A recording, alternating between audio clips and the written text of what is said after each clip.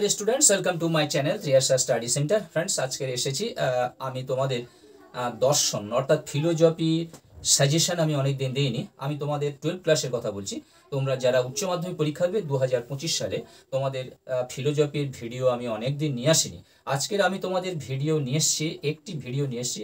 বুঝতে পারছো 11-এর ভিডিওটা বেশি যাচ্ছে এখন, দেখতে পাচ্ছ, কারণ তোমাদের পরীক্ষা একটু দেরি আছে, কিন্তু 11-এর তো ফার্স্ট সেমিস্টার হয়ে এসছে এবং এইটা স্বাভাবিক হয়ে গেলে এদের পরীক্ষাটা হয়ে যাওয়ার পর তোমাদের র্যান্ডম ভিডিও দেবো সকালবেলা এবং বিকেলবেলা, দুটো করে ভিডিও তোমরা পাবে, কোনো রকম অসুবিধা হবে না।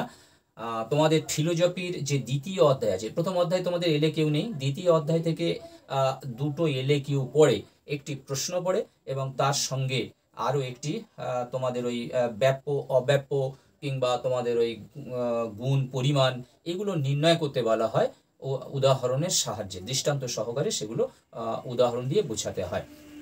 তাহলে দুটি প্রশ্ন থাকে, তোমাদের একটি প্রশ্নের উত্তর দিতে হবে। আমি আশা করব তোমরা, আমি যে সাজেশনটা দিচ্ছি, আমি তোমাদের প্রশ্নের মধ্যে চারটি প্রশ্ন তোমাদের কাছে রেখেছি, খুবই ছোট ছোট প্রশ্ন।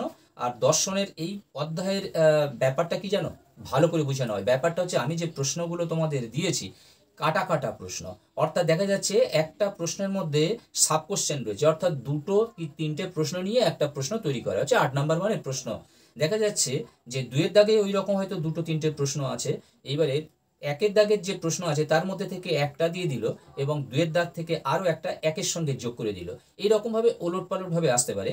ফলে তোমাদের 1, 2, 3, 4 এই ছোট ছোট আমি 4টে প্রশ্ন দিয়েছি। এই 4টে প্রশ্ন থেকে আশা করি তোমরা একটা প্রশ্ন যেখান থেকে আসুক একটা প্রশ্নের উত্তর তোমরা অনায়াসেই করতে পারবে। এবং অথবা যেটা আছে, অথবা যেটা ওই বললাম তোমাদের যে নিম্নলিখিত বাক্যগুলিকে তর্কবিদ্যাসম্মত আকারে রূপান্তরিত করে তাদের গুণ ও পরিমাণ উল্লেখ করো, এগুলো থাকবে। এখানে তোমার 4টি করতে হবে, 4 দুগুণে 8 নাম্বার, একটা করে করতে পারলে তোমাদের 2 নম্বর করে দেবে, 4 দুগুণে 8 নাম্বার। যাই হোক বন্ধুরা, এরপরে আমি আরও একটি তোমাদের দর্শনের ফের ভিডিও নিয়ে আসবো, কাল পরশু ফের নিয়ে আসবো, কারণ দর্শনটা একটু পিছিয়ে আছি। তোমাদের চতুর্থ অধ্যায় তো এমসিকিউ নেই, তৃতীয় অধ্যায় পর্যন্ত তোমাদের এমসিকিউ এবং এসএ কিউ মনে হচ্ছে হয়ে গেছে। চতুর্থ অধ্যায় তোমাদের এমসিকিউ নেই। এবার পঞ্চম অধ্যায় তোমাদের সামনের ভিডিওতে আমি এমসিকিউ কিংবা এসএকিউ যে কোনো একটি নিয়ে আসবো। বন্ধুরা, তোমরা যারা চ্যানেলটি সাবস্ক্রাইব করোনি, অবশ্যই তোমরা চ্যানেলটি সাবস্ক্রাইব করে আমার পাশে থাকো। তোমরা তোমাদের বন্ধুদের কাছে লিঙ্ক বেশি বেশি করে শেয়ার করো। এসো আমরা প্রশ্ন উত্তরে চলে যাই। দেখো আমরা ভিডিওতে এসে গেছি। তোমাদের ফিলোজফির দর্শন অর্থাৎ ফিলোজফির বচন চ্যাপ্টার, দ্বিতীয় অধ্যায় বচন চ্যাপ্টার, এই প্রশ্ন কটি আমি তোমাদের কাছে নিয়ে এসেছি। 1, 2, 3, 4, বেশ বড় বড় প্রশ্ন নয়, ছোট ছোট প্রশ্ন। তারপরে আমি সাজেশন দেওয়া হয়ে গেলে আমি অবশ্যই তোমাদের নোট বানিয়ে দেবো। কিছু কিছু বাংলা যাচ্ছে, তোমরা ভিডিও দেখছোই না, তোমরা ভিডিও দেখছো না, শুধু পিডিএফ চাচ্ছ। ভিডিওটা তো দেখতে হবে, তবে তো পিডিএফ পাবে। ভিডিওটা দেখো, তোমরা অবশ্যই ভিডিওটা দেখো, কমেন্ট করো। আমি বুঝতে পারছি না তোমরা দেখছো কি না, তোমরা কমেন্ট করছো না। তোমরা অবশ্যই ভিডিওটি দেখে কমেন্ট করো, তবে তো তোমরা পিডিএফ পাবে। শুধু পিডিএফের জন্য চাইলে হবে না, তোমরা অবশ্যই ভিডিও দেখো। তোমরা আমাকে হেল্প না করলে আমি তোমাদের কিভাবে হেল্প করব বলো। দেখো, যাই হোক, তোমরা যারা চ্যানেলটি সাবস্ক্রাইব করোনি অবশ্যই সাবস্ক্রাইব করে নাও। 1-এর দাগে দেখো, আদর্শ নিরপেক্ষ বচনের বিভিন্ন অংশগুলি কী কী? নিরপেক্ষ বচনের পদের ব্যাপ্যতা বলতে কী বোঝো? ইম্পর্টেন্ট প্রশ্ন আছে। নিরপেক্ষ বচনের বিভিন্ন অংশগুলি কী কী এবং নিরপেক্ষ বচনের পদের ব্যাপ্যতা বলতে কী বোঝো? 2-এর দাগের প্রশ্ন, 4 প্রকার নিরপেক্ষ বচনের কোন কোন পদ ব্যাপ্য বা অব্যাপ্য তা উদাহরণ সহ লেখো। মানক কাকে বলে? এখানে কাকেটা পড়েনি। মানক কাকে বলে উদাহরণ দাও। 3-এর দাগের প্রশ্ন, নিরপেক্ষ বচনের গুণ ও পরিমাণ বলতে কী বোঝো? দৃষ্টান্ত সহ গুণ ও পরিমাণের ভিত্তিতে নিরপেক্ষ বচনের শ্রেণী বিভাগ করো। আর 4-এর দাগের প্রশ্ন হলো, নিরপেক্ষ বচনের চতুর্বর্গ পরিকল্পনা উদাহরণ সহ ব্যাখ্যা করো। নিরপেক্ষ বচনের চতুর্বর্গ পরিকল্পনা উদাহরণ সহ ব্যাখ্যা করো। এইটা তোমাদের গেল প্রশ্ন। এবারে দেখো, এর অথবা একটা থাকে, এই অথবা গত বছর তোমাদের ব্যাপ্য অব্যাপ্যটা পড়েছিল, এবছর তোমাদের গুণ ও পরিমাণ, এইটা তোমাদের ইম্পর্টেন্ট আছে। 5-এর দাগের প্রশ্ন দেখতে পাচ্ছ, নিম্নলিখিত বাক্যগুলিকে তর্কবিদ্যাসম্মত আকারে রূপান্তরিত করে তাদের গুণ ও পরিমাণ উল্লেখ করো। আমি মোটামুটি এগুলো দিয়েছি। দার্শনিকের এইগুলো তর্কশাস্ত্র, এগুলো এটা তোমাদের একটু জানতে হবে, বুঝতে হবে। তোমরা স্কুল থেকে একটু অবশ্যই ভালো করে তোমরা একটু বুঝে নিও। ঠিক আছে, দেখো একের দাগের দেখো, কেবল পরিশ্রমীরাই সফল হয়।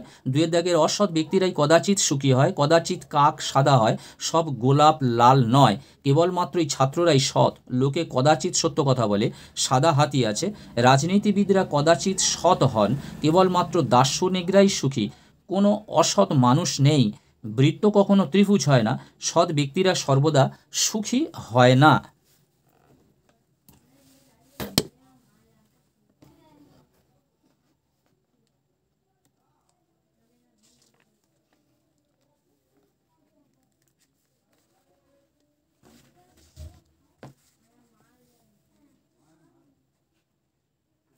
তারপরে দেখো, শিশুরা ছাড়া আর কেউ সরল নয়, জনপ্রিয় প্রচারক সর্বদা দক্ষ যুক্তিবিদ হন না, বৃত্তাকার বর্গক্ষেত্র নেই, বৃত্তাকার বর্গক্ষেত্র নেই, কেউ কাজটি করতে পারেনি, কাঁচা আম সাধারণত টক হয়, সাহসী ব্যক্তিরাই কেবলমাত্র জীবন যুদ্ধে জেতে, অর্থাৎ জয়ী হয়। এই প্রশ্ন কটি সাধারণত খুব ভালো করে তোমরা তৈরি করে রাখো, খুবই সাধারণ প্রশ্ন, এইগুলো আসার সম্ভাবনা আছে তোমাদের 25 সালের। তোমরা অবশ্যই ভালো করে করো। এছাড়া তো তোমাদের বলি যে লাস্ট মিনিট সাজেশন তো একটা যাবে, চেঞ্জ করতে হলে 2-1টি চেঞ্জও হতে পারে, কিন্তু এই প্রশ্নগুলি তোমাদের 90 থেকে 95% প্রশ্ন এগিয়ে রাখবে। তোমরা অবশ্যই ভালো করে তৈরি করে লেখার চেষ্টা করো, এবং এই স্কুল থেকে স্যারেদের কাছ থেকে বলে এই তর্ক বিদ্যাটি, অর্থাৎ এই বাক্যগুলির গুণ ও পরিমাণ, এইটা একটু ভালো করে বোঝা তোমরা অবশ্যই চেষ্টা করো। আর তোমরা যদি মনে করো যে এটা করব না, আমরা 1 থেকে 4, এই 1 থেকে 4-এর মধ্যে থেকে তো একটা প্রশ্ন থাকবে, এটা অথবা, তাহলে 1 থেকে 4 এই প্রশ্ন কটি তোমরা খুব ভালো করে তৈরি করবে। তৈরি করলে তাহলে এটির দিকে আর নজর দিতে হবে না। বন্ধুরা, আজকের মতো ভিডিওটি শেষ করলাম। তোমরা সবাই ভালো থাকবে, সুস্থ থাকবে, তোমাদের জন্য রইল শুভকামনা। আবার কথা হবে নেক্সট ভিডিওতে। তোমাদের সকলকে অসংখ্য ধন্যবাদ ও শুভেচ্ছা রইল।